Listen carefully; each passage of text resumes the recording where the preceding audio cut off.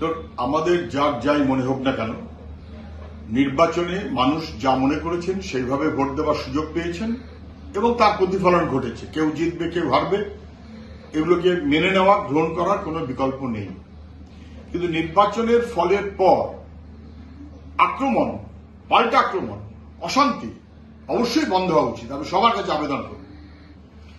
11 সালে তৃণমূল জেতার পর যেভাবে বদলা নিয়েছে, বামপন্থী কর্মী, সাধারণ মানুষ বাড়ি ছাড়া করেছে, জীবিকাচ্যুত করেছে, ভয়ঙ্কর।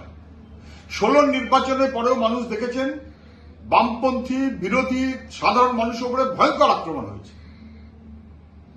এটা কখনো ভালো হতে পারে না। সর্বনাশ হয়েছে বাংলার, তার দায় তৃণমূলের। যদিও তখন তৃণমূলের সেকেন্ড ইন কমান্ড ছিলেন মমতা ব্যানার্জির সঙ্গে শুভেন্দু অধিকারী, কিন্তু 21 সালের নির্বাচনে শুভেন্দুবাবু তখন বিজেপি। 21 সালের নির্বাচনের পরেও বিরোধীদের উপর ভয়াবহ আক্রমণ হয়েছে, সাধারণ মানুষের উপর আক্রমণ হয়েছে। বন্ধ হোক, এখন যেন আর না হয়, বন্ধ হোক। এবং এই দায়িত্ব সবারই নিতে হবে। যারা শাসক তাদের দায়িত্ব বেশি, কিন্তু শাসক বিরোধী সবারই দায়িত্ব থাকে, সাধারণ মানুষেরও দায়িত্ব থাকে। Enough is enough. বাংলার অনেক সর্বনাশ হয়েছে।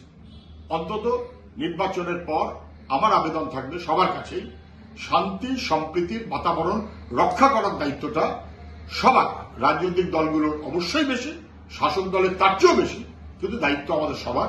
আমার আবেদন থাকবে সেই মনোভাবে যেন আমরা সবাই পরিচালিত হই।